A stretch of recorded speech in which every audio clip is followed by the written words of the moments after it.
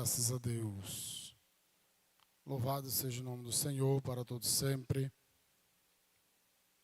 Aleluia. Santo, santo é o nome do Senhor para todos sempre. Fazendo alguns pequenos ajustes. Em nome de Jesus. Graças a Deus. A paz do Senhor Jesus para os irmãos. Deus abençoe. Nesta noite nós vamos iniciar o nosso estudo na carta de Paulo a Timóteo, na primeira carta, né? E nós vamos dar início nesta noite, em nome de Jesus, nesse estudo. Vamos orar? Querido Deus, eterno Pai, em nome de Jesus, estamos em Tua presença, ó Deus, nesta noite. Estamos aqui para bendizer e exaltar o Teu santo nome. Ó Deus, obrigado por essa oportunidade que o Senhor nos concede de estarmos aqui diante de Ti, Senhor, diante da Tua presença, para aprender a Tua palavra, para glorificar o Teu santo nome, ó Deus. Abra nossa mente, nosso entendimento, e que possamos compreender, ó Deus, a Tua palavra, para a glória do Teu santo nome. Jesus, ser com o Teu povo, ser com aqueles que nos acompanham através desta live, Senhor, em nome de Jesus. Graças a Deus. Primeira carta de Paulo a Timóteo. Glórias a Deus. Seu filho na fé, Timóteo,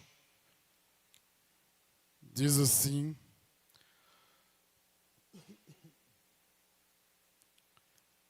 eu vou ler aqui na nova versão transformadora, em nome de Jesus.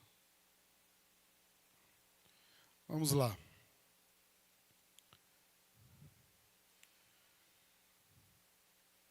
Eu, Paulo, apóstolo de Cristo Jesus, por ordem de Deus, nosso Salvador, e de Cristo Jesus, nossa esperança, escrevo esta carta a Timóteo, meu verdadeiro filho na fé, que Deus o Pai e Cristo Jesus, nosso Senhor, lhe dê em graça, misericórdia e paz.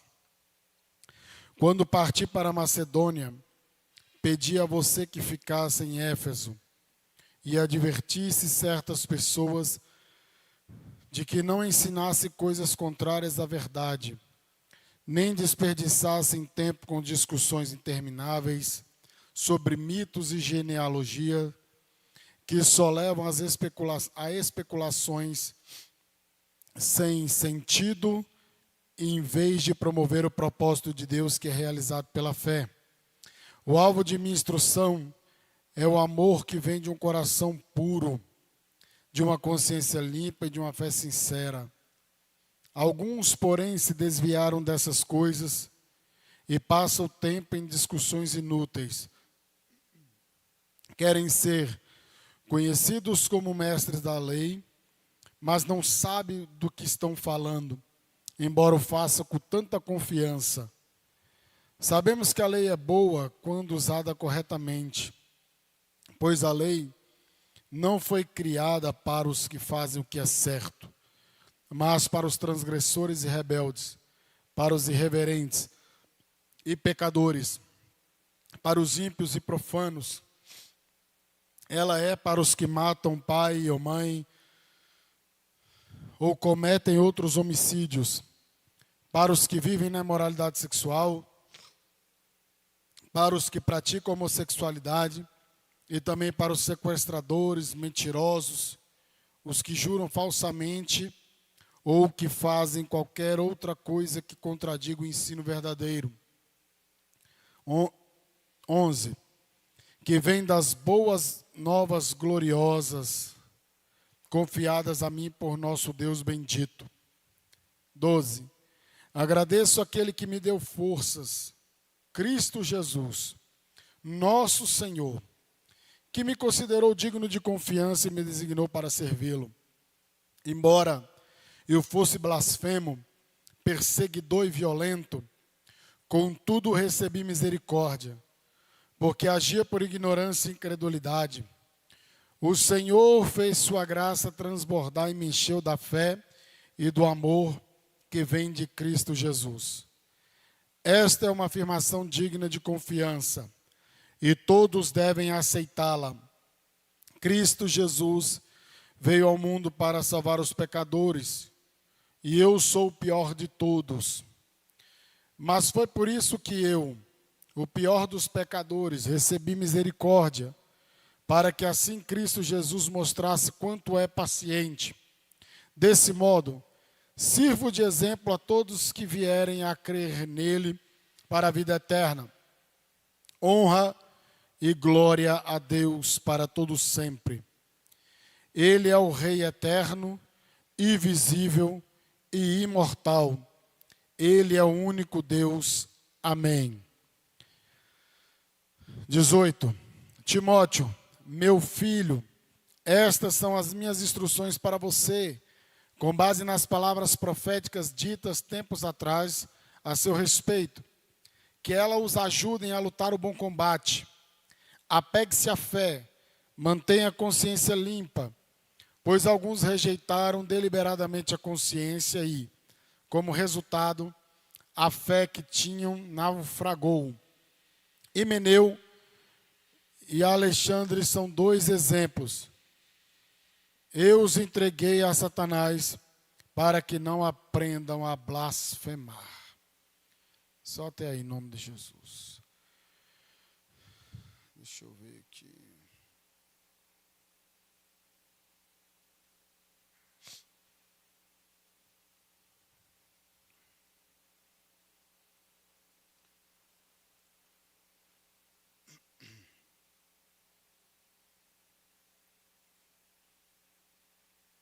Graças a Deus. O que nós podemos observar aqui, que Timóteo, ele é considerado o filho na fé do apóstolo Paulo. E a gente observa que ele, na sua segunda viagem missionária, Paulo chama Timóteo para participar ali daquela obra missionária, daquelas viagens missionárias. A gente observa que a formação de Timóteo, a Bíblia fala que ele tinha uma mãe que era judia e pai grego. E ele recebe as instruções de sua mãe. A avó de Timóteo passa para a mãe de Timóteo e a mãe de Timóteo passa para ele. Então ele tem um certo conhecimento sobre a fé judaica, sobre a fé, sobre a palavra de Deus. E ele foi bem instruído. E quando Paulo passa por aquela região, ele chama Paulo. Paulo chama Timóteo, e aí vai Timóteo, Silas, ou Silvano, como tem outras cartas. E aí a gente observa que eles partem para aquela obra missionária na região da Grécia. E aquela região muito complicada, muito dificultosa o trabalho lá, e principalmente na cidade de Éfeso. E a gente observou que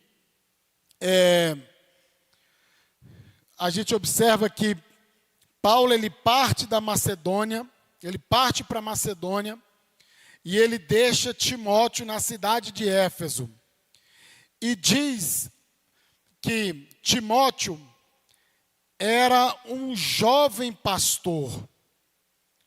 Ele era um jovem pastor que estava ali a serviço de Deus. E a gente observa que Paulo parte e deixa ele naquela cidade. Éfeso, uma cidade extremamente importante na sua época. Uma cidade muito próspera, muito rica. E a religião em Éfeso era predominada pela a deusa a Diana dos Efésios. Então havia uma divindade ali muito forte, muito presente. A vida religiosa em Éfeso era muito muito ativa. Ali eles tinham as religiões da antiguidade envolviam muita imoralidade, muitas situações imorais faziam parte do culto aos deuses pagãos.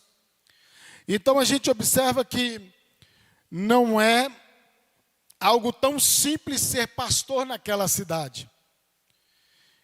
E o peso espiritual, muita bruxaria, muita imoralidade, muitas falsas doutrinas, muita coisa relacionada a religiões ocultas, de mistérios, ocultismos. Era uma situação bem pesada ali na vida, ali para Timóteo lidar, muito pesada naquela cidade ali. E aí o apóstolo Paulo, ele tinha uma necessidade, e a cidade de Éfeso também tinha uma necessidade, e ele deixa Timóteo, o seu filho na fé. E Timóteo, um jovem pastor, estava ali começando o seu ministério, estava ali aprendendo com o apóstolo. Ele era jovem tanto na idade quanto no ministério. E aí, o apóstolo Paulo, ele começa essa primeira carta a Timóteo, capítulo 1, se apresentando como ele sempre faz. Paulo, apóstolo de Cristo Jesus por ordem de Deus, nosso Salvador, e de Cristo Jesus, nossa esperança. A Timóteo, aí é que ele está endereçando, a carta. A Timóteo, meu verdadeiro filho na fé, graça, misericórdia e paz da parte de Deus Pai e de Cristo Jesus, nosso Senhor.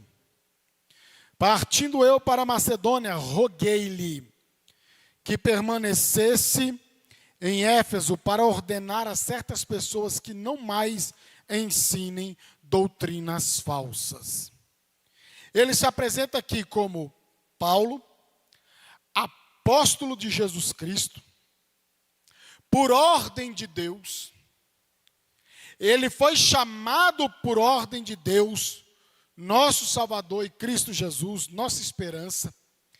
Ele não se tornou apóstolo porque ele quis, porque ele resolveu ser apóstolo. Não. Deus deu uma ordem. Deus determinou que esse homem se tornasse um salvo e partisse para pregar o evangelho às nações. A gente vai falar mais sobre a conversão e a história de Paulo, que os outros versículos lá embaixo vão falar sobre isso. Mas ele já traz aqui dizendo para a igreja: olha, eu sou apóstolo por ordem de Deus. Não pela ordem da igreja, não pela ordem do homem, não. Foi Deus que me designou para esse negócio. Então ele enfatiza a sua autoridade e a origem do seu apostolado, que vem da parte de Deus. E ele fala de Cristo Jesus, ou seja, o Messias ungido, o Salvador ungido, que é a nossa esperança. E aí ele fala: Timóteo, graça, misericórdia e paz da parte de Deus Pai e de Cristo Jesus, o nosso Senhor. Interessante aqui que ele deseja graça, misericórdia e paz. Ele precisaria de graça de Deus, da graça de Deus, para poder suportar todas as adversidades e o peso daquele lugar que ele estava inserido. A graça, irmãos, é a fonte de tudo. A graça de Deus é a causa, é a fonte, é a razão de nós estarmos de pé hoje, de nós sermos salvos, de nós termos arrependido e termos os nossos pecados perdoados, porque Deus resolveu amar o ser humano graciosamente, enviando o seu único filho para morrer na cruz do Calvário. Então a graça, ela é a fonte. A misericórdia É aquilo que Deus vai olhar para nós e vai dar aquele sustento, aquela ajuda para nós naquela situação. E a paz é o resultado dessa graça. A graça de Deus é a fonte de tudo. E a paz é o resultado da graça de Deus. É o que a graça de Deus promove na vida do ser humano. Trazendo paz como? Paulo ele fala, paz de Deus. Ele fala sobre a paz de Deus e o Deus da paz. Tem diferença? Tem. A paz de Deus é aquela paz que Ele dá para nós nas situações adversas, nas situações difíceis. A gente tem aquela paz, aquela tranquilidade na nossa alma, porque nós somos perdoados e a presença do Espírito Santo passa a habitar na nossa vida. E aí agora o Deus de paz, por que o Deus de paz? Porque Ele já não é mais nosso inimigo. Ele é o Deus de paz, nós não somos inimigos mais de Deus. Mas por causa da graça de nosso Senhor Jesus Cristo, nós nos tornamos o quê? Amigos de Deus. Nós somos reconciliados com Deus. E é isso que é importante nós entendermos aqui. E aí ele deseja a Timóteo graça, misericórdia e paz da parte de Deus. E aí no versículo 3 ele fala, partindo eu para a Macedônia, roguei-lhe que permanecesse em Éfeso, para ordenar a certas pessoas que não mais ensinem doutrinas falsas. Olha só que coisa interessante. Ele fala que pedi para que você ficasse em Éfeso. Para que isso? Para que quando Timóteo chegasse naquela cidade, as pessoas não viessem a questionar a pessoa de Timóteo. Por quê?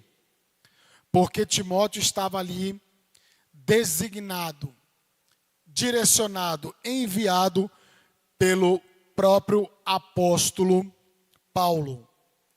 Ele não está ali de penetra, ele não está ali fazendo graça, ele não está ali para brincadeira. Mas Paulo diz, olha, eu ordenei, eu pedi que você ficasse em Éfeso.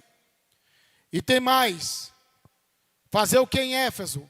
Advertir certas pessoas de que não ensinassem coisas contrárias à verdade. Então, desde os tempos antigos, o verdadeiro ensino da palavra de Deus, ele vem distorcido, ele vem adulterado. As pessoas vêm tentando adulterar o ensino da palavra de Deus. E olha, desde o Antigo Testamento, Novo Testamento, mais do que nunca hoje, muitas pessoas tentam distorcer a verdade para poder manipular, arrancar dinheiro, fazer, da igreja um instrumento de poder. Então muito disso acontece. Acontece isso em todos os lugares. Mas isso não pode servir, em hipótese alguma, para destruir a nossa fé, para desanimar a nossa fé. Não pode. Porque já estava dentro da palavra que as dificuldades, obrigado, que as dificuldades já estariam aí. Faz parte do pacote do evangelho, as dificuldades, as lutas, as pelejas, as coisas travadas. Mas também nesse pacote tem vitória, tem bênção de Deus, tem milagre da parte de Deus, tem cuidado de Deus, tem coisas maravilhosas da parte de Deus. E aí a gente observa que ele pede para Timóteo ficar naquela cidade e advertir esses camaradas que estavam querendo causar bagunça. E provavelmente estavam ali, sempre surgia alguém, tinha gente de fora e gente de dentro, né? Sempre surgia alguém querendo bagunçar o coreto, como se diz por aí, né? Aí no versículo 4 ele fala, olha, Eu quero que você advirta. 3, né? Que essas pessoas não ensinem coisas contrárias à verdade. E no 4, nem desperdicem tempo com discussões intermináveis sobre mitos e genealogias que só levam a especulações sem sentido, em vez de promover o propósito de Deus que é realizado pela fé. Mas o que é isso que ele está falando aqui? É porque naquela época surgiram literaturas, tinham pessoas que se julgavam mestres e possivelmente era uma mistura de judaizantes com outros ensinamentos errados ali da época. Para vocês entenderem o que são judaizantes, os judaizantes são aquelas pessoas que nós até cremos em Jesus Cristo. Mas é o seguinte, para que a pessoa seja salva por completo, ela tem que obedecer à lei de Moisés. Ou seja, o sacrifício de Jesus Cristo não foi suficiente para essas pessoas. Eu tenho que fazer algo a mais para poder alcançar o objetivo de ser salvo. E como é isso? A gente sabe que no Antigo Testamento, o judeu, a criança, principalmente o menino, ao 8º dia ele era apresentado, né, novinho era apresentado perante o sacerdote ali, ele apresentava a Deus, e ele fazia aquela operação da circuncisão. Uma espécie de cortar ali o excesso da pele ali, do órgão genital masculino, como se fosse uma operação de fimose, para a gente entender. Corta aquele excesso ali da pele, corta aquele cabresto, aquela coisa toda ali. Ali era um símbolo da aliança de que aquela criança agora pertencia a Deus. Então esses judaizantes, eles ficavam impondo coisas da lei, e sendo que Paulo fala que a salvação é somente pela fé. Mas como assim? Eu acredito, estou salvo. Não, não é isso. Salvação pela fé, ela quer dizer o quê? Que eu ouvi a pregação do Evangelho, criei na palavra, criei em nosso Senhor Jesus Cristo como Senhor e Salvador, e eu fui confrontado e eu me arrependi dos meus pecados e confessei os meus pecados e não pratico eles mais. Isso é a salvação pela fé.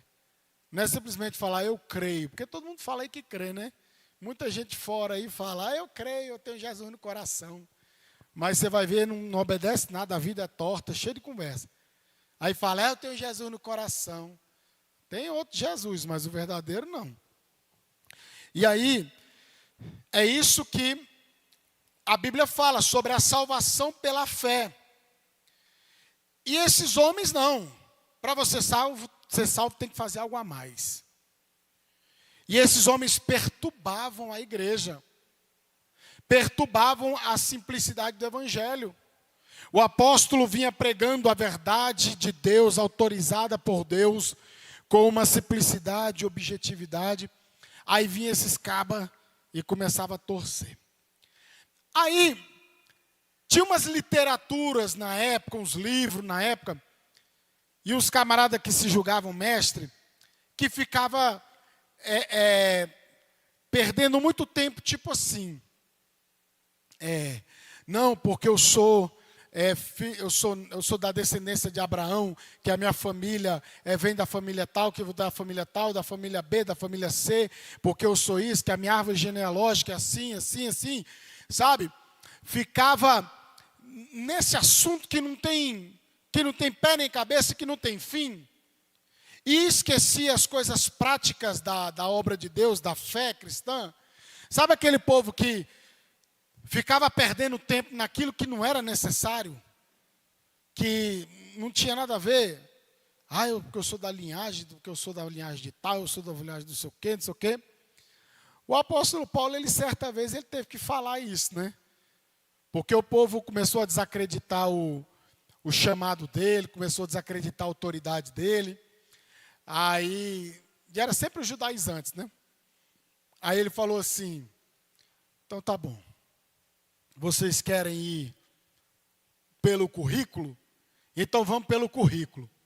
Aí ele fala, sou fariseu de fariseu, sou da tribo de Benjamim, circuncidado ao 8º dia, sou isso, aquilo, outro e tal, tal, tal. Aí ele vai falando, ele vai mostrando o quê? A credencial dele, o currículo dele. Aí ele fala assim, olha, é o seguinte, tudo isso eu considero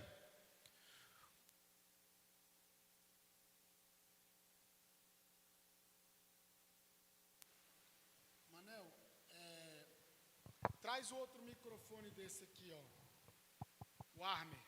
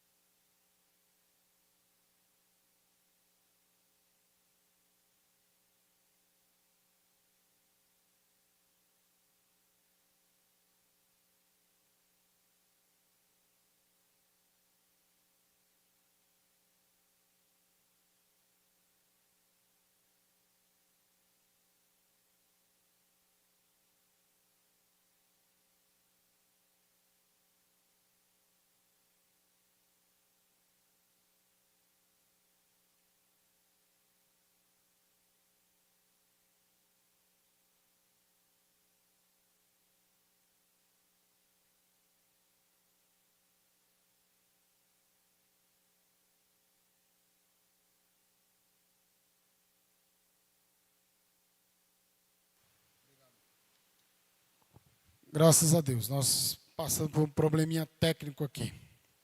Então, esses camaradas ficavam assim, ó, em vez de promover a obra de Deus, em vez de fazer a coisa fluir, não. Ficavam perdendo tempo com umas coisas que não tinha pé nem cabeça, que não ia salvar, que não ia promover edificação. Pelo contrário, só estava promovendo, era perturbação, que o apóstolo Paulo fala para Timóteo, Timóteo, bota um basta aí nesses camaradas aí, meu amigo, que esses camaradas estão perturbando as coisas aí, tá difícil. E aí, ele fala assim, mas, versículo 5, o alvo de minha instrução é o amor que vem de um coração puro, de uma consciência limpa e de uma fé sincera. Alguns, porém, se desviaram dessas coisas e passam o tempo em discussões inúteis. 7. Querem ser conhecidos como mestre da lei, mas não sabem do que estão falando. Embora o façam com tanta confiança. Olha só. Qual era o objetivo da instrução? Que Paulo fala para Timóteo instruir esses caras. Não era para constranger, não era nada disso. Era para promover o amor, era para promover a comunhão, promover o bom andamento dentro da casa de Deus, porque esses homens estavam perturbando a fé de muitos ali. E ele fala, olha, o objetivo dessa instrução é o amor que procede de um coração puro, de uma boa consciência, de uma fé sincera. Alguns se desviaram dessas coisas, voltando-se para discussões inúteis. Então, provavelmente, alguns ali dentro da igreja de Éfeso, que se afastaram, se desviaram, perderam a boa consciência, um coração puro, uma fé sincera. E aí se tornaram mestres da lei. Agora nós somos mestre. Já viram? Hoje com o YouTube, ou Instagram, essas coisas, o que tem camarada aí que se julga mestre e que ensina cada barbaridade que a gente vê por aí, e fala com uma tal convicção, fala aqui, né, que no versículo 7, que o camarada fala com tanta convicção, tão categórico, que até ele sabe, acha que é verdade aquilo que ele está falando. De tanto ele falar aquilo, ele acha que é verdade. Mas quando você mantém uma fé sincera, uma boa consciência, você vê que aquilo não tem pé nem cabeça. Que aquilo é uma loucura como eles ensinam. E tem uns que ensinam que parece, quando você olha assim, você fala, meu Deus, o homem está falando realmente a palavra de Deus, né? Mas está distorcendo. É porque eu não estou vendo nenhum. É porque não está vindo na minha cabeça agora nenhum exemplo aí, não. Entendeu? Mas mas tem muitos aí na internet. Teve um pastor antigo, muito antigo. Ele foi considerado assim, ele era um dos principais pastores que tinha no Brasil. Um dos mais famosos, até na Rede Globo ele ia. Ele tinha trânsito em vários lugares. E o camarada caiu. E ele caiu. Se vocês observarem, geralmente a pessoa ela cai muitas vezes com o pecado de imoralidade, e aí ela muda o discurso dela. Muitas vezes a pessoa bate muito na tecla contra a imoralidade. Aí a pessoa cai, ele já não tem moral para falar aquilo, aí ele começa a mudar o discurso, e a mensagem começa a ser uma mensagem mais branda, só a mensagem do amor, só uma mensagem assim. Você observa, você pega esses camaradas por aí. Então você já pode ficar esperto. São todos assim? Não, não são todos. Mas são evidências para que você que preste atenção. E aí esse camarada, geralmente acontece isso, a imoralidade vem e aí começa a corromper a consciência, começa a corromper o pensamento. E daqui a pouco a pessoa já está totalmente perdida, ensinando coisas absurdas. Sabe? Coisas assim que não tem pé nem cabeça. E no versículo 8, Paulo ele vai falando assim, olha, sabemos que a lei é boa, se alguém a usa de maneira adequada. Também sabemos que ela não é feita para os justos, mas para os transgressores e insubordinados, para os ímpios e pecadores, para os profanos e irreverentes, para os que matam pai e mãe, ou talvez na sua Bíblia esteja parricida ou matricida, né? É aqueles que matam mãe e pai. Para os homicidas, para os que praticam imoralidade sexual e os homossexuais, para os sequestradores, mentirosos e os que juram falsamente, e para todo aquele que se opõe à sã doutrina. Aí é onde a gente acha e entende que ele está combatendo os falsos mestres, os judaizantes, que ficavam querendo usar a lei de Deus para poder justificar seus ensinamentos. E acontecia também que ele fala aqui sobre mitos, porque tinham pessoas na época que praticavam o ascetismo. O que é isso? Ascetismo vem de uma palavra que se chama elevação. Ou seja, a pessoa, perdão, ela subjugava o seu corpo, tentava matar o seu corpo, as vontades e desejos carnais, com flagelos, se batendo, dias e dias de jejum, mas judiava e castigava o corpo mesmo. Então, esses camaradas que faziam essas práticas, que se envolviam,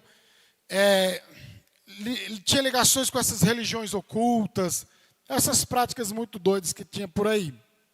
E aí, ele fala que a lei de Deus ela é boa. Só que a lei de Deus, o Antigo Testamento, a lei de Moisés, ela aponta, ela é para o transgressor, porque ela aponta o pecado, ela mostra o pecado, mas ela não salva o pecador. Ela aponta, ela serviu antes que Jesus viesse, ela serviu de pedagogo, de aio. Ele serviu o quê? De uma base, para que as pessoas mirassem aquele propósito, mirassem aquele padrão e tentassem alcançar aquele padrão. Só que a gente sabe que isso não foi possível. E muitos, os judaizantes, querem que a gente viva debaixo da lei de Moisés. Tem muitos judaizantes por aí, viu, irmão? Tem uma igreja bem pertinho da gente aqui, ó, que são judaizantes. Bem aqui, só você indo aqui, na hora que você vê lá, eles defendem muito o Antigo Testamento nessa questão aí, do que comer, não comer e tal, eles estão bem ali. Então, o que acontece? E aí, o apóstolo Paulo, ele fala, olha, tá bom. Tu quer viver debaixo da lei? Então você vai viver debaixo da lei. Mas se você tropeçar num ponto só da lei, você é culpado de toda a lei. Você é culpado de tudo. Porque a lei de Deus, ela não é ruim. Porque é a palavra de Deus, é a lei de Moisés, é a palavra de Deus, é a lei do Senhor. Só que eu serei salvo, eu serei transformado, é pela graça, é pela salvação, é pela fé em Cristo Jesus. Não é por obras, para que ninguém se glorie. Eu fui salvo porque eu doei uma poltrona, já que a gente está no projeto da poltrona, né? Eu doei uma poltrona para a igreja e eu fui salvo. Não. Você foi salvo porque Cristo perdoou os teus pecados morrendo na cruz do Calvário. Agora, como uma pessoa transformada, eu, como gratidão a Deus, eu quero abençoar o local onde eu congrego. Eu não estou falando aqui para você doar cadeira não, tá, irmãos? Não leva para esse lado não, misericórdia. Foi um exemplo só. E aí, eu congrego na minha igreja, eu amo o lugar onde eu congrego, e por gratidão, eu podendo fazer, porque se não pode, não vai fazer. Eu resolvi ofertar. Pronto. Aí a obra que você fez evidenciou a sua salvação, o seu coração grato, que você foi perdoado, que você ama a casa de Deus. Não é uma coisa que vai te levar a outra. Não é a obra que vai te levar à salvação, mas é a salvação que vai te levar a praticar boas obras, a praticar as coisas corretas. E aí ele fala que a lei não é para os justos, mas para o transgressor, insubordinado. Insubordinado é aquele que não quer se submeter a ninguém. Ele acha que é senhor dele mesmo, né? Aqui outra versão fala, transgressor, rebelde, irreverente, aquele que não tem reverência com nada, respeito com nada, pecador, ímpio, profano. Ela é para os que matam pai e mãe, ou cometem outros homicídios. Homicídio, pela palavra de Deus, não é só aquele que mata o outro, tira a vida do outro, viu, irmãos? Pela palavra de Deus, o homicídio ainda é mais estreito ainda. Que João fala que se você matar um irmão seu com a palavra, você se torna ali um homicida. Você mata aquela pessoa na fé. E aí o negócio fica estreito para o seu lado. Então, continuando aqui, ele vai citando essa categoria de pessoas. Deixa eu só achar aqui num comentário.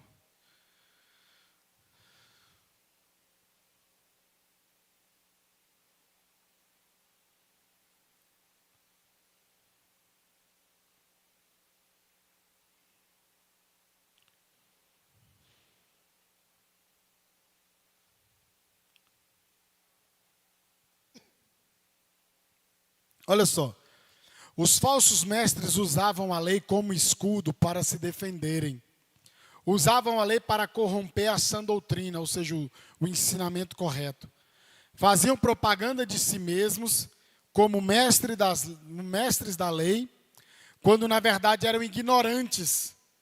Esses falsos mestres eram como os escribas e fariseus, que acrescentavam à lei de Deus uma infinidade de tradições humanas. E assim anulavam a palavra, né? Se vocês, eu já falei aqui uma vez, mas havia em torno de 613 instruções, tradições que eles inseriam, anexavam na palavra de Deus. Que era uma coisa bem complicada, né? Então, vocês se lembram de Jesus falando para aqueles homens? Pela vossa tradição vocês invalidam a palavra de Deus. A tradição acima da Bíblia Sagrada.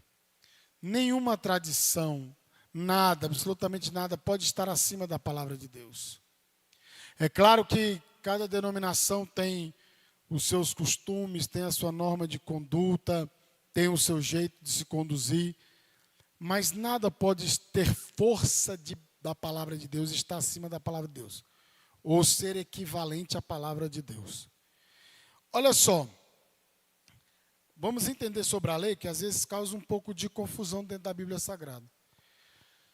A lei nunca esteve em oposição ao Evangelho. Eu estou aqui no comentário meu aqui, não estou na Bíblia ainda. A lei é boa, santa, justa e espiritual. Seu propósito não é nos salvar, mas revelar o nosso pecado, como eu falei para vocês, né? A lei aponta. Seu propósito não é nos levar ao céu, mas nos levar a Cristo. Martinho Lutero disse que a lei tinha dois propósitos, político, civil e teológico espiritual. A lei foi dada tanto para coibir os não civilizados, como para ser um martelo para esmagar a retidão própria dos seres humanos. Então a lei mostra que todos são pecadores, que todo mundo está encerrado debaixo do pecado, e que ninguém é bom. A lei tanto preserva a raça humana da degradação generalizada, como produz um forte senso de desespero no pecador, a ponto de desejar a graça. Ou seja, a lei existe para quê? Para a gente não transgredir. Quando se cria uma lei, é porque houve uma transgressão daquilo dali. E o ser humano, ele é balizado por leis, por códigos de conduta, por ética, em todas as esferas da sua vida. Trabalho, igreja, onde quer que ele estiver, no shopping, lá tem regras que você tem que obedecer. Isso tudo, todos os lugares têm suas regras. Por quê? Isso é uma forma do homem que está no pecado, o homem herdou a culpa de Adão, para ele não virar bicho, não virar um ser sem ser civilizado. E mesmo com as leis, a gente vê muita transgressão, né? A gente vê. Então a lei ela serve para preservar a raça humana da degradação. E também produz no pecador um forte senso de desespero a ponto de desejar a graça. Porque eu mostrei para vocês aqui, passei o filme de Martinho Lutero. E o filme de Martinho Lutero, irmãos, no canal da igreja, na Betel, deu uma repercussão tão grande que eu acho que já tem mais de 20 mil visualizações. A igreja passou, tinha o quê? Uns 150 inscritos, já foi para quase 300 inscritos. Só por causa do filme do Dia da Reforma Protestante. Que aí esse filme o YouTube não derrubou, né? Que eu tentei postar outros no meu canal, mas aí o YouTube derruba tudinho. Por causa de direitos autorais, né? Eu peguei uns filmes velhos, preto e branco, que tem um do Martinho Lutero de 1953, né? Preto e branco. Falei, esse aqui já tá velho, né? Eles não vão... Na hora que eu botei lá, puf, o YouTube vai e bloqueia. Direitos autorais, você não pode de jeito nenhum. E aí Martinho Lutero era um monge católico, agostiniano, um grande defensor da Igreja Católica. Ele não queria romper com a Igreja Católica, ele queria que a Igreja Católica pregasse o que era certo. Mas vocês viram que a tradição, o esquema, já estava tudo feitinho, esquematizado, tudo bonitinho. Aí o camarada falou, não, você pode parar. Aí o pessoal, não, você pode parar de pregar esse negócio aí, você pode parar de falar esse negócio aí. Aí ele estava dando uns estudos sobre Romanos. Aí de repente ele abre, e você vê no filme, ele lutando contra Satanás, ele volta de uma, acho que ele volta de uma festa aí, e aí cai relâmpagos e trovões, e aí um amigo dele morre eletrocutado, e aí ele acha que ele vai morrer também, aí ele não tinha paz, o camarada era perturbado, aí ele resolveu entrar para o convento, resolveu virar padre, aquela coisa toda, era estudante de direito. Só que o camarada não tinha paz. Ele não tinha graça de Deus. E num belo dia ele resolve estudar a palavra de Deus, está lá estudando. Aí ele lê Romanos 1,17, se não me engano. O justo viverá pela fé. Irmão, só foi isso o suficiente para as escamas dos olhos desse homem caírem. E ele vê que ele não precisava mais se flagelar, se machucar, que agora, tão somente pela fé, ele seria justificado diante de Deus, declarado sem culpa diante de Deus. E aí, o rebuliço que esse homem causa na época, e até hoje é celebrado 506 anos da Reforma Protestante. Um homem, que um homem com a consciência, e vocês viram aqui que esses homens, aqui voltando ao texto de Timóteo, você fala que esses homens se desviaram e caíram que na imoralidade, perderam a boa consciência, a sã doutrina. E Lutero, ele foi chamado para comparecer diante da cúpula ali da Igreja Católica. E aí pegaram os livros, os escritos de Lutero, colocaram em cima da mesa. Lutero,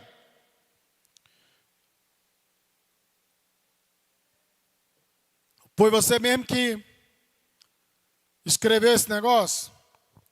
Sim, fui eu. Fui eu mesmo que escrevi. Você rejeita e esses negócios que você escreveu? Aí ele ficou. E ele, aquela coisa toda. Aí acho que deram um dia para ele pensar. Aí no outro dia o homem vem, rapaz. Aí o homem vem cheio. E aí eles falam, você Lutero, você rejeita esses negócios? Ele fala, eu não posso rejeitar a minha consciência, as escrituras assim, assado. Ou seja, ele permaneceu firme com a sua consciência no lugar de que aquilo que ele estava fazendo era o certo, porque ele estava somente pregando a palavra, ensinando a palavra de Deus, e nada mais do que isso. E aí ele foi o quê? Excomungado da igreja. E aí, bora pegar esse camarada, vamos pegar, vamos matar, porque a igreja medieval matava, atacava na fogueira, não tinha dó nem piedade. Aí, o seu amigo, acho que é o Felipe Melanchthon, e mais o príncipe ali da cidade ali onde tinha a responsabilidade sobre Lutero, manda sequestrar Lutero antes dos caras chegarem. E aí Lutero achou que estava sendo sequestrado, né, para morrer, para ser morto, né? Só que eles já, olha a providência de Deus, o cuidado de Deus. Deus já mandou na frente eles lá, pegaram Lutero. Aí, esse período que Lutero ficou escondido dentro de uma casa, foi o tempo que ele traduziu o Antigo e o Novo Testamento do latim para o alemão, para a língua do povo. Porque só a Igreja Católica que tinha o poder, a autoridade de interpretar os textos sagrados. E somente ela... e as missas eram em latim e ninguém entendia nada. Então aquilo que eles falavam era isso e pronto, acabou. E aí o que acontece? Esse homem permaneceu firme com a sua consciência. E voltando aqui à carta de Timóteo, capítulo 1, a gente está vendo sobre a questão da lei, e que Martinho Lutero ele encontra a graça de Deus que salva. Olha só, vamos tentar entender mais. Em segundo lugar, voltando aqui para o comentário bíblico. Em segundo lugar, a lei não produz justiça pessoal, tendo em vista que não se promulga a lei para quem é justo, mas para transgressores e rebeldes, irreverentes e pecadores, ímpios e profanos, parricidas, matricidas, homicidas. A lei não é para justos, é para pecadores. A lei lida com os pecadores. É para os transgressores que a lei é promulgada. Um justo não precisaria da sentença condenatória da lei. Porém, não há um justo sequer, como diz lá em Romanos 3. Por isso, todos pecaram. Por isso a lei é aplicada a todos e todos estão debaixo da lei. O que Paulo está ensinando é o mesmo que Jesus ensinou. E disse que os sãos não precisam de médico, e sim os doentes. E mais, eu não vim chamar justos, mas pecadores. Não é que existem pessoas sãs e outras doentes. Existem pessoas que se acreditam sãs. Tem pessoa que se acredita sadia, né? Na fé. E tem outras que se reconhecem doente. Não existem pessoas justas. Existem pessoas que se julgam justas aos próprios olhos. Você já se deparou? Não, mas eu sou bom. Eu faço isso de bom. Eu sou bom, não sei o quê. Já viu, tem muita gente que se justifica dizendo que é bom. Mas a Bíblia fala que a nossa justiça é como trapo de imundícia na presença dele. A justiça do homem, o homem tentar se justificar diante de Deus, não serve para absolutamente nada. Então, olha só. O que diz em Romanos capítulo 8? Se alguém está em Cristo Jesus, nenhuma condenação há. Não para aqueles que vivem debaixo da lei, mas para aqueles que vivem segundo o Espírito Santo. Para esses não há condenação. E aí o que a gente observa? Que esses homens, eles usavam a lei para justificar a sua conduta. Mas Paulo falava, não, vocês são tudo perturbados, vocês são transgressores, rebelde, irreverente, pecador, profano. O ser humano sem Deus pratica homossexualidade, pratica as coisas tudo errado. Não, vocês estão fora. Pratica tudo que é tipo de pecado. E olha só. Impuros e sodomitas, né? A tradução aqui está falando de puros e sodomitas. Ou na versão aqui da Bíblia NVT ou NVI,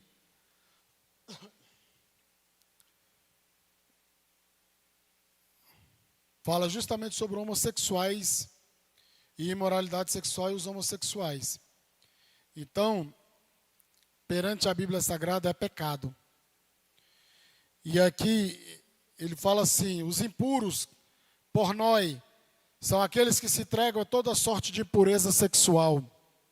Os sodomitas, que são os homossexuais, né?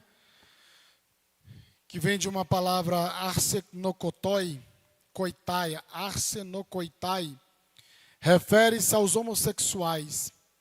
Essa palavra só aparece aqui em 1 Coríntios 6,9.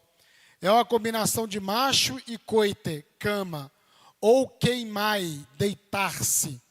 Provavelmente faz referência a Levítico 18:22. O que diz Levítico 18:22? Com o homem não te deitarás como se fosse mulher. Esse pecado está relacionado à quebra do 7º mandamento. Então, perante a palavra de Deus, é pecado. Então, olha só. Esses camaradas aqui, no versículo 20, no capítulo 1, versículo 10 até o 10, eles praticavam toda essa sorte de bagunças aqui. No 11 ele fala, essa sã doutrina se vê no glorioso evangelho que me foi confiado. O evangelho do Deus bendito.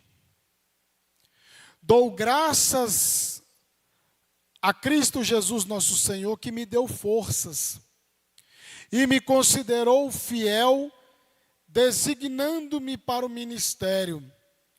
Eu estou no versículo 12 já. Olha só. Ele fala que toda a raça humana, que todos os seres humanos, sem Deus, comete todo esse tipo de pecados e bagunças que ele falou.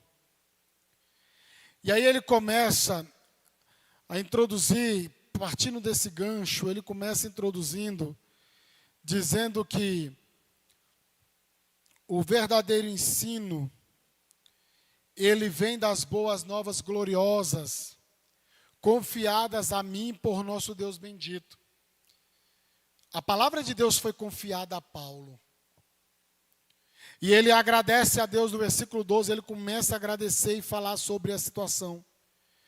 Agradeço aquele que me deu forças, Cristo Jesus, nosso Senhor, que me considerou digno de confiança e me designou para servi-lo. Embora eu fosse blasfemo, perseguidor, violento, contudo recebi misericórdia, porque agia por ignorância e incredulidade. Ele agradece a Deus. Ele agradece àquele que deu forças a ele. E que o considerou digno de confiança. Tipo assim, se esse camarada tem zelo e coragem para fazer tudo isso que ele faz, então ele vai ter zelo e coragem para fazer para mim agora. Por que Jesus salva uns peça ruim, uns peça torta? Porque os peça torta, os peça ruim, toda essa energia errada passa a ser canalizada agora para o reino de Deus.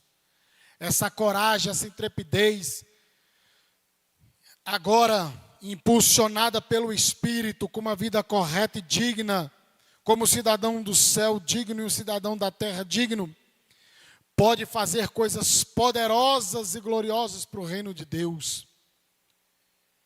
E aí, Deus considerou, não que Paulo era bom, mas Deus confiou a ele. E é uma das coisas que nós precisamos entender, e alicerçar a nossa fé nisso daqui. Que se Deus permitiu, Deus te conduziu à salvação, ao arrependimento, é porque Ele te ama, Ele me ama, e Ele quer que a gente não seja condenado, que vá para o inferno, e que Ele confia em nós que possamos fazer alguma coisa de importante para Ele.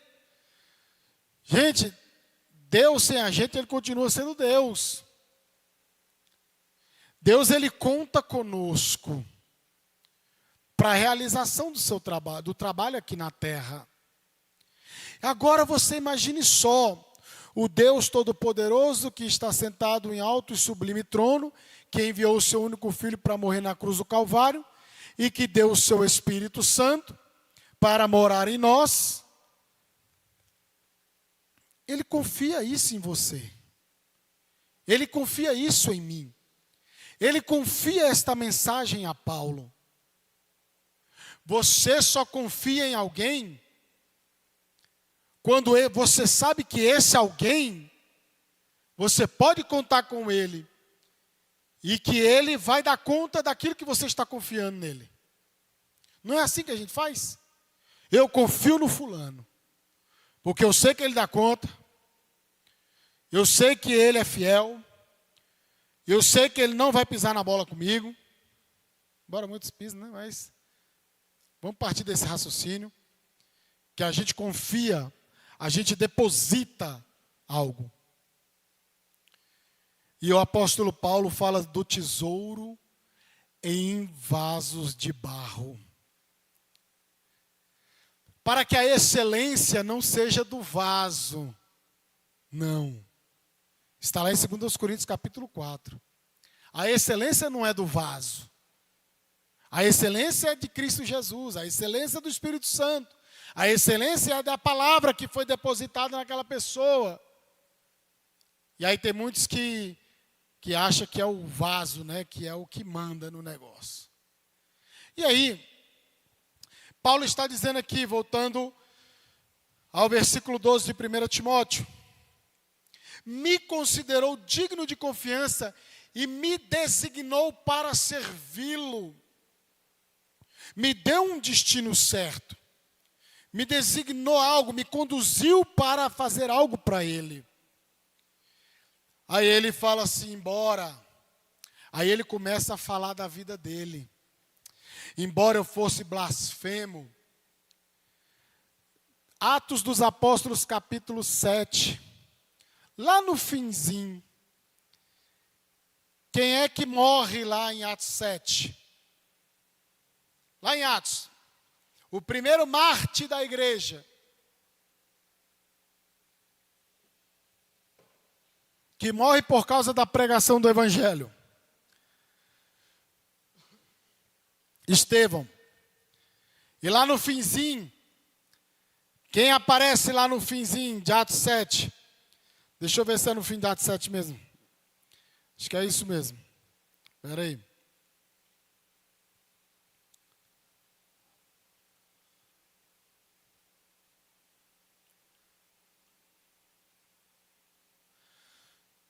É lá para o final. Versículo 58. Arrastaram-no para fora da cidade e começaram a apedrejá-lo. As testemunhas deixaram seus mantos aos pés de um jovem chamado Saulo.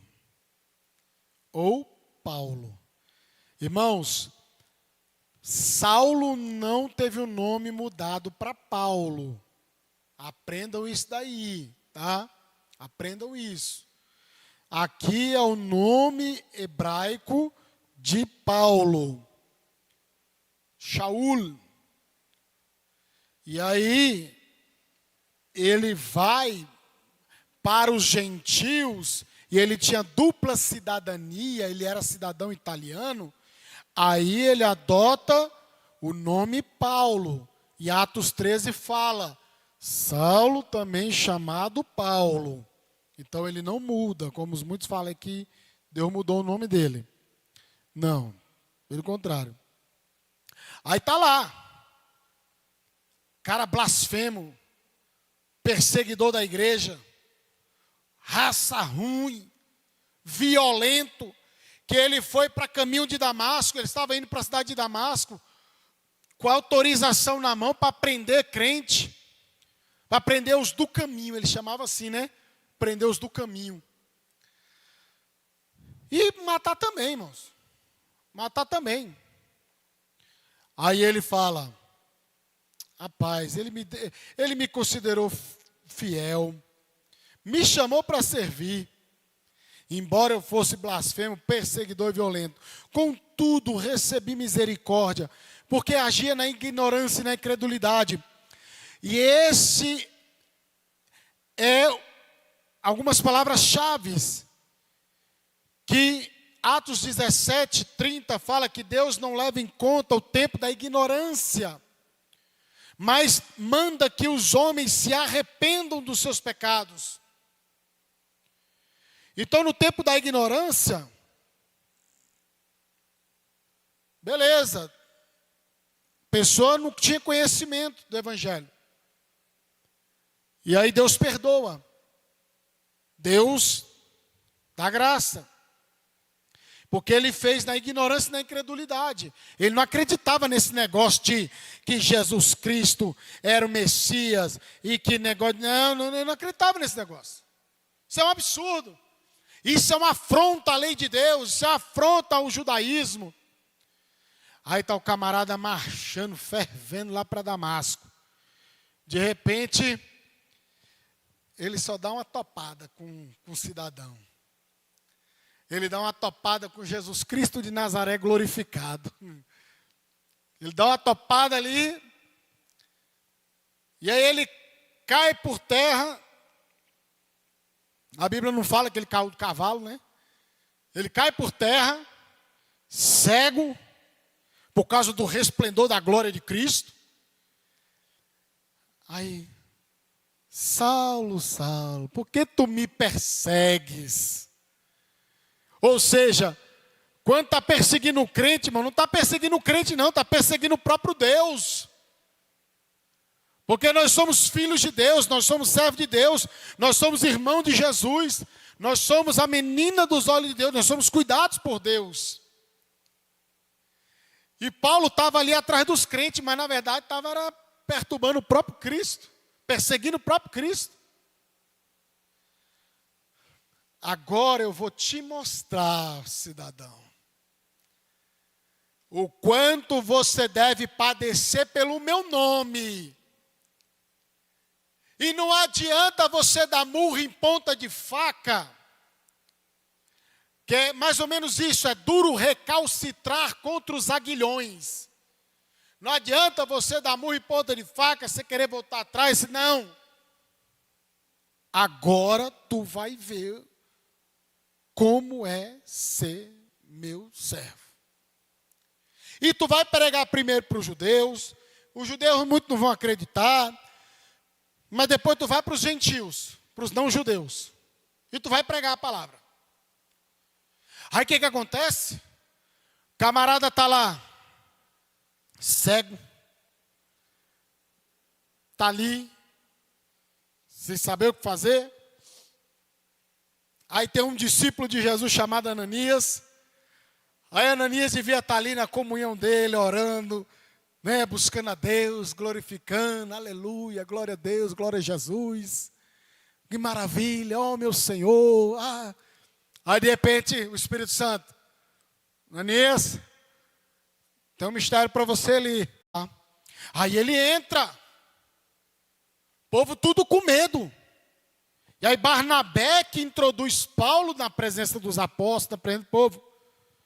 E ele, não, rapaz, Jesus me salvou, Jesus, rapaz, eu vi o mestre, eu vi ele ressuscitado, ele se apareceu para mim no caminho de Damasco. E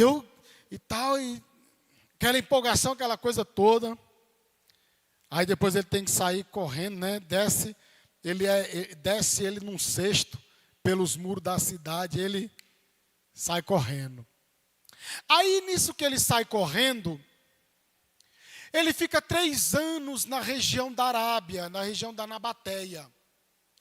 E esses 3 anos, dizem os estudiosos, que Paulo ele passou a orar a Deus, buscar a Deus, recebendo revelações de Deus.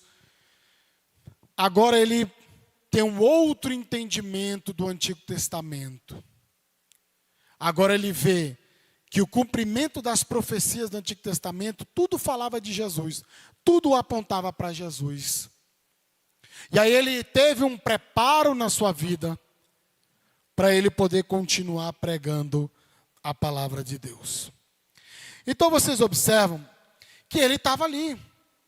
Ele fez na ignorância e na incredulidade. Versículo 14 de 1 Timóteo, voltando aí. O Senhor fez sua graça transbordar e me encheu da fé e do amor que vem de Cristo Jesus.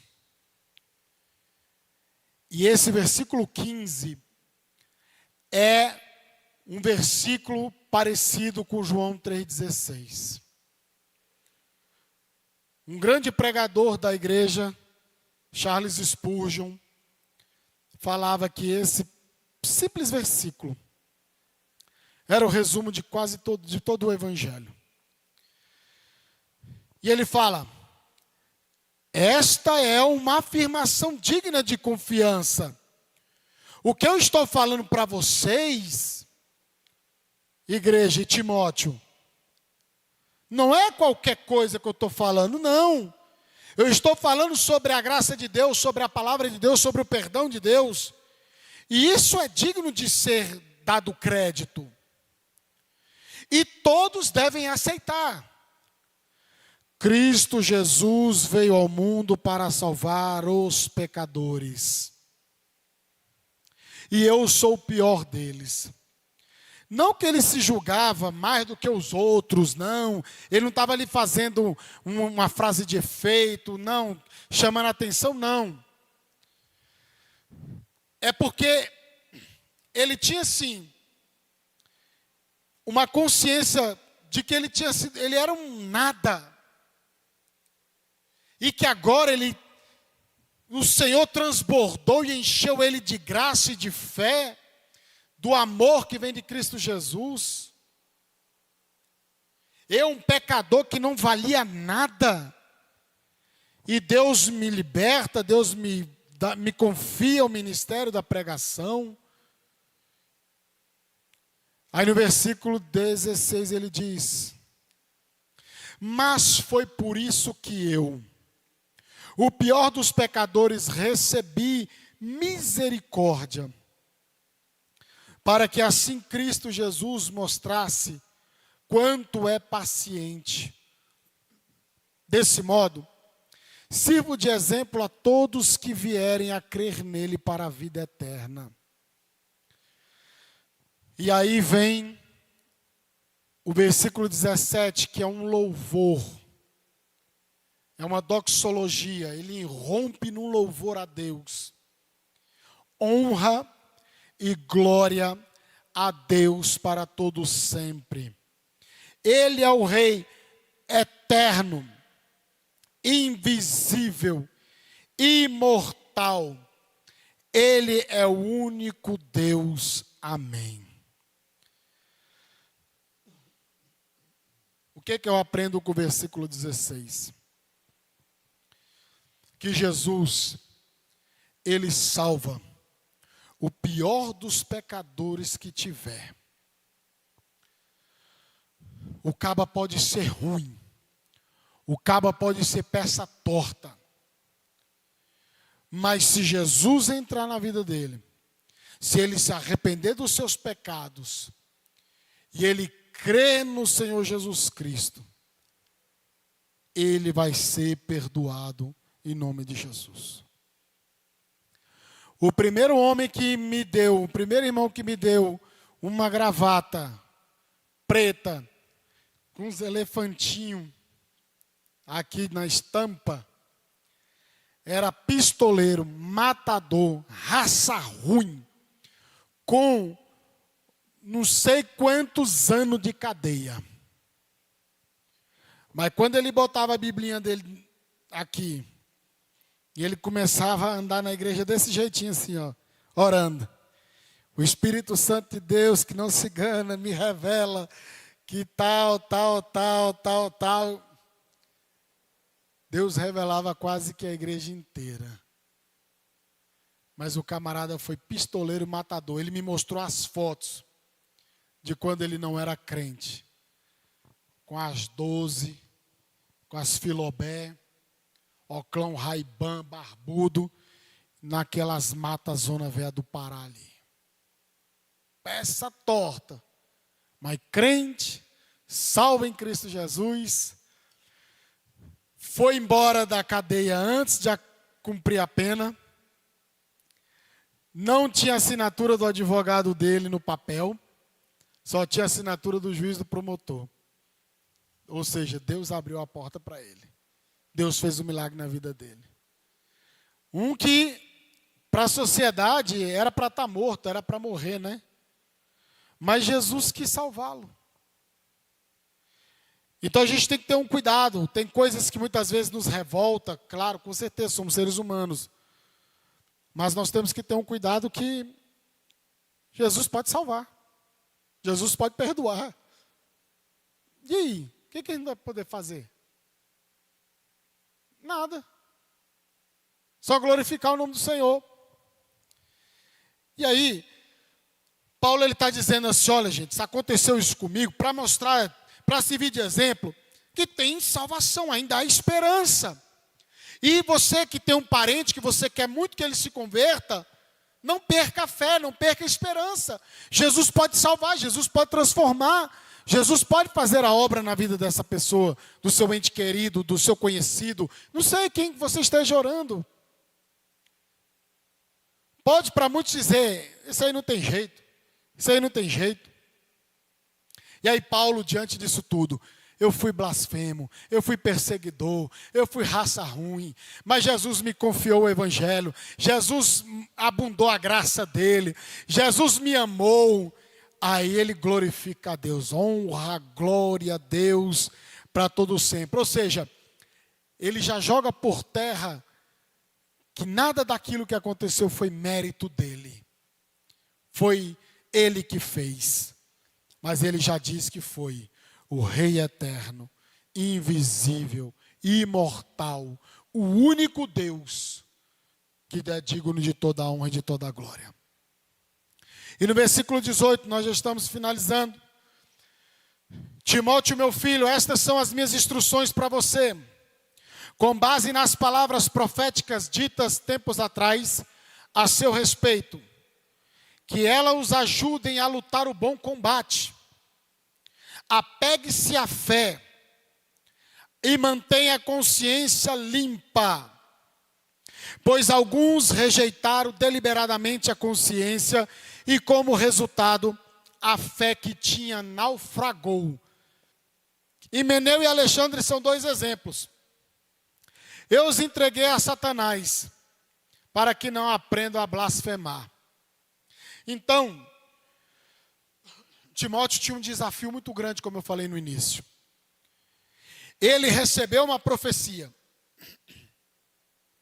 da parte de Deus, que ele tinha um chamado, que Deus iria usá-lo.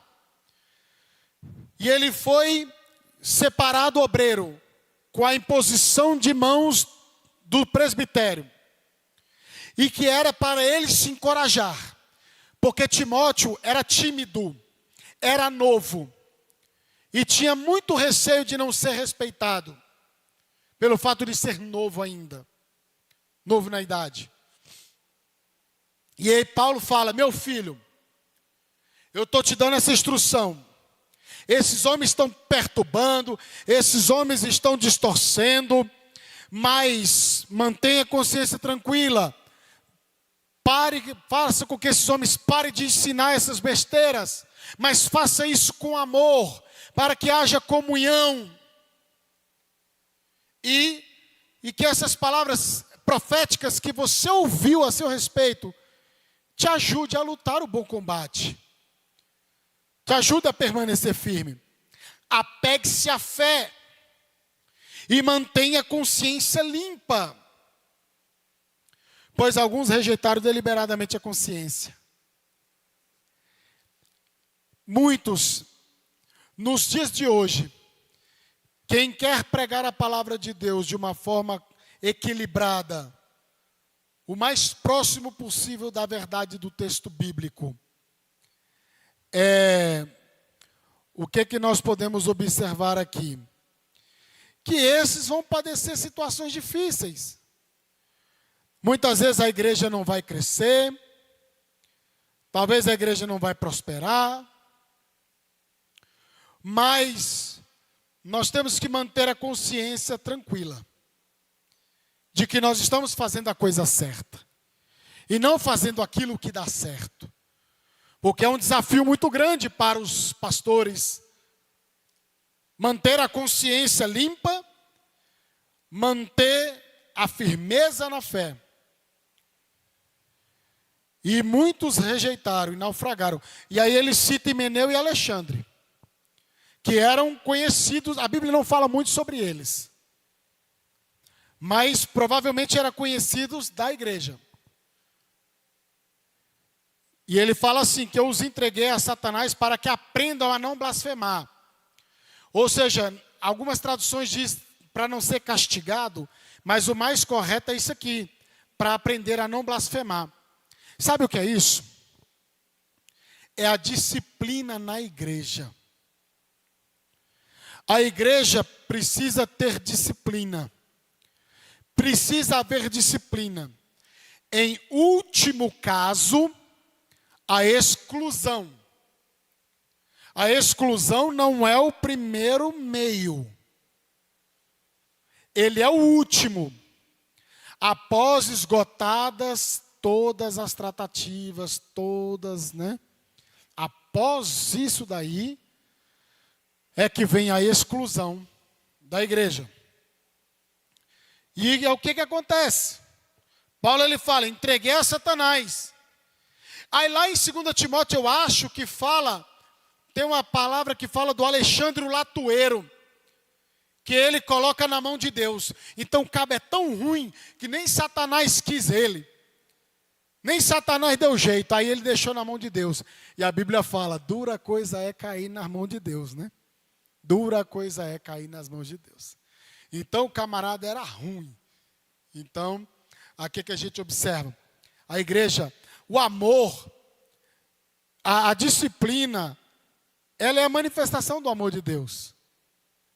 Quando você disciplina o seu filho, porque você não quer que ele caia no erro. Você não quer que seja prejudicado. E é por isso que você disciplina. Por isso que você corrige. Porque você ama. E o amor envolve também a disciplina. Amém? Que Deus abençoe. Em nome de Jesus. Vamos ficar de pé. Amanhã nós temos